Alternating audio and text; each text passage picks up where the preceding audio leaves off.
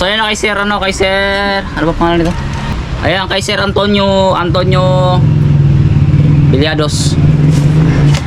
Ayan ng Sugyam, San Juan, Ilocos. O Ilocos Sur. Ayan, ito Sir yung setup ng lines. Ayan, tatanggalin natin. Release. Ayan Sir, sa video ko sa YouTube channel ay yung pang number 9 na video. Ayan, mayroon akong tutorial kung paano ikakabit itong shafting at saka pag-aayos ng lines ng ng pana. Ito, pero ipapakita natin ngayon. Ayan Sir, ayan. Ito yung rubber nyo na dalawa. Itong bala ng pana, isusuot nyo dito sa may sa dalawang rubber. Susuot nyo. Tapos ilalagay niya sa pinakakanal ng pana, tapos itutusok niyo dito sa may pinaka ibabaw ng trigger niya. Ayan. Pagtapos Sir, kapag ipapasok niyo yung to, hindi pa nakapasok yan sa may trigger. Ayan, hindi pa siya nakapasok. Ayan. Tapos hilahin lang ito sa itong tali na to.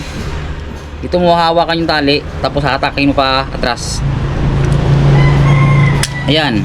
Kapag narinig mo naglagitik na, ibig sabihin nakalock na yun. Ayan, kahit hilahin mo pa hindi na siya abante. Ulitin natin. Ayan, release. Tapos pag isa sa trigger, hilahin lang itong tali na to na patras. Ayan. Kapag naglagitik na ganun, iabante mo po ng konti para sigurado malaman mo kung kumapit na siya. Ayan, kapit na yan. Ayan, ibabalik natin yung tali kung paano siya ibabalik. Ayan. Kailangan sirin tali mo nakaganito na nakaangat na. Pag inangat mo itong tali, dapat yung rubber nakaganyan. Yan, dapat nakaganyan. Tapos ito nga pala Sir, ito floating niya lang ito. Itong rubber na ito. Ayan. Pero yung tali nito ay hindi putol. Hindi siya pinutol dito, na dito lang dugtong sa may rubber, hindi siya putol. Ano yun siya, dugtong. Ayan, nauunat yan Ayan, nauunat. Ayan, may purpose ito Sir, bakit na nilagyan ng itong floater na sa lahat ng pana na ginagawa namin dito ay may floater. Kahit sa iba naman na gumagawa ng pana, may floater din. Ayan. So yan, isasabit natin uli. Simula dito sa may sharp pin, may tali. Yan, kailangan nakaangat dyan. Pagdating dito Sir sa dulo, mayroon yung ganito na na sabitan ng linya, ng tali. Lahat ng pana namin na ginagawa dito, mayroon din ganito. Sa 100 cm may ganito rin. Ayan. Ulitin natin. Ayan, simula dyan. Punta rito, ito yung tali nya.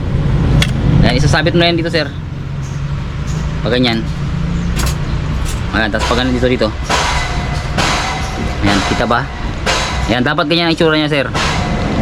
Pag dito sa ilalim, meron siya ditong shafting na maliit. Ayan, papagilid mo na siya. Pag ganyan. Ayan, simula doon sa may babaw pa, pagilid. Ayan. Ito bukod pa ito. Yan. Para lang ito hindi malaglag dito sa dulo ng pana. Hindi siya pa ganyan, pero pag ganito siya. Kasi dito mo siya papadal sa gilid.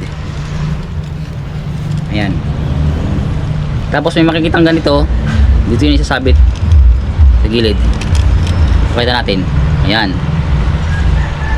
Yan, simula dyan. Punta dito. Tapos sabi dito sa may sharp pin. Ang pang sharp pin Sir ay pag ganito. Hindi siya pag ganyan. Yan. Hindi pag ganyan, dapat pag ganito. Yan, pag ganyan ang sabit. Yan. Tapos pag nakaganyan medyo hipitan lang siya para hindi siya bumitaw. Ibabalik ulit dito. Yan. Pagkagaling dyan, sharp pin, ibabalik dito sa may gilid. Yan, pagbalik sa gilid, ididiretso naman siya dito. Ito, yung purpose nito. Ito, iba to kanina. Iba yan, iba rin ito. Yan. Isabit siya pa ganyan. Yan. Tapos, ibabalik ulit natin dito. Ibabalik ulit dito. Bali, dalawang balik yan siya, dalawang balik. Ayan. Ayan. So ito na. Kung bakit merong ganitong floater, bakit may floater. Ayan. Kung mapapansin mo sir, yung tali ay hindi naaabot sa may sharp pin, hindi siya may sasabit. Mixin na hindi siya sabit. Yan ang purpose itong floater. Kaya siya nauunat. Pag inunat mo ito, yan, aabot na dito sa may sharp pin. Mabot na siya. Tapos itong dalawang tali na to dapat nandito sa ilalim. Isabit siya pa ganyan. Yan. So yan. Ayan, ito ang purpose ito, kaya ayan, umunat na siya. Para lang humigpit yung tali. Kasi pag walang floater, aariyan siya, tatanggalin siya. Kasi maluwag eh. Ayan, kumbaga sa short ito, garter niya lang ito. Ayan, floater at tawag dyan. Ayan sir, dapat ganyan ang setup ng lines. Ayan.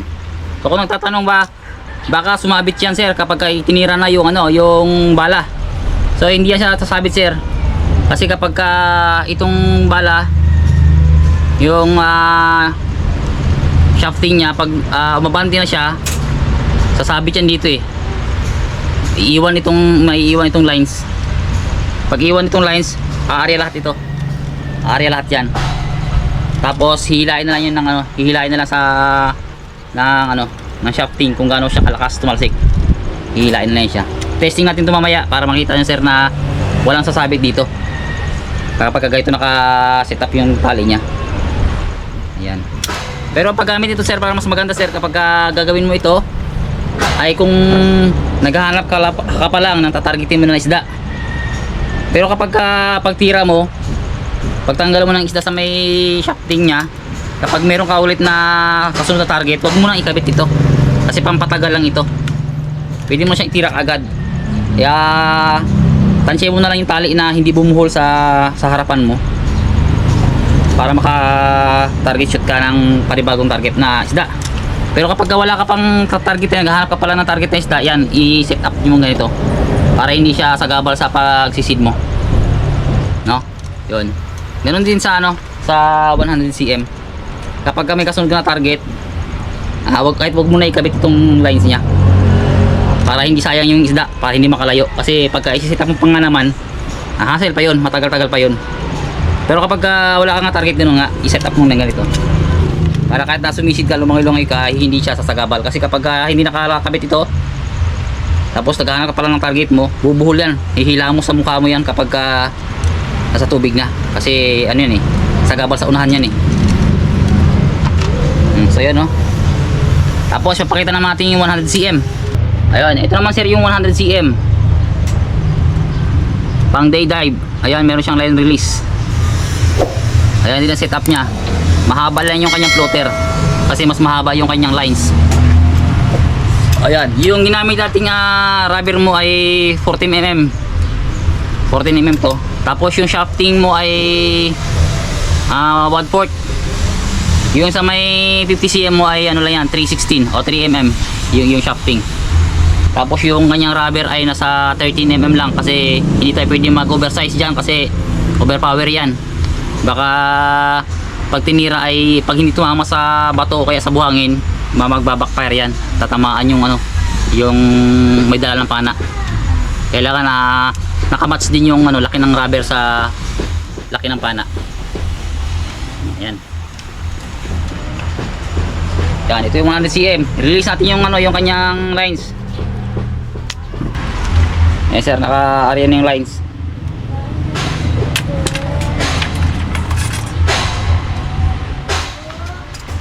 Ito naman sir yung kanyang yung line release. Ayan. Kapag pag ikakasama mo, pag ikakabit mo yung bala, pagkakabit mo yung bala, kailangan ito ay nakapaganyan sa bante.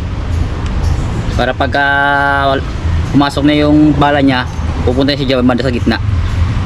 Yan, magiging ganyan itsura niya kapag nakapasok na yung kanyang shafting. Yan. Ibabalik natin yung kanyang yung kanyang bala.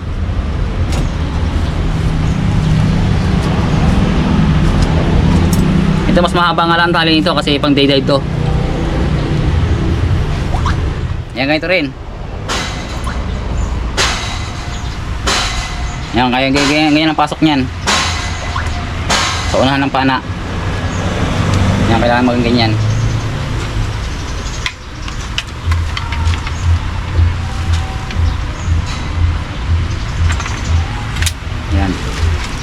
Ito ganoon din sir. Kapag ipapasok mo na lang sabay ano, sa may pinaka trigger niya. Ayan. Dito rin ang hawak sa may tali. Ayan. Tapos ito dapat nandito sa unahan. Ayan. Sa unahan. Papasok natin yung kanyang bala. Ayan. Kasi babalik natin pa ganyan. Para kung makasalan ng garan ba. Ayan. Kung mapapansin mo sir sa gitna na to. Ayan. Hindi na siya makakabanti kasi nakasabit yan doon sa may pinaka-sear niya. Ayan, ulitin natin. Release natin uli. Ayan. Ayan. Basta pag ikakabit natin siya, kailangan marinig sir yung lagitik ng trigger. Ayan, ganun. Tapos iabantin natin ng kunti. Ayan. Para sure lang na talaga kumapit yung trigger mo. Ayan. Tapos babalik natin yung lines. Kagaya lang ito 50 cm kanina. Ayan, nakaganyan siya. Ayan. Ito rin, meron din siyang ganito. Diyan isasabit yung lines. Ayan, ganyan na pagsabit.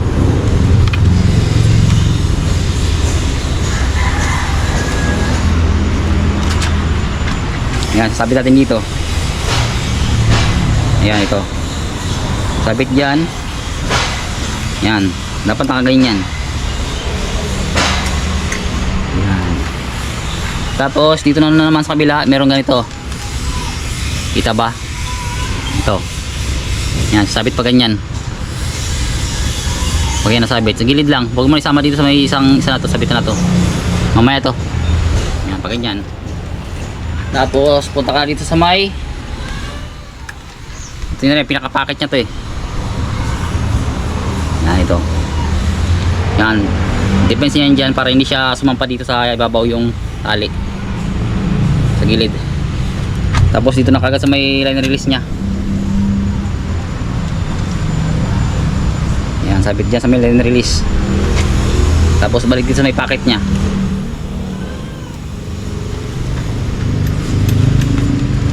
Tapos yan, dito na sa may ano nya, sabitan sa unahan.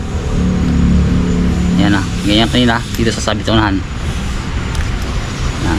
So, babalik ulit dito sa may line release.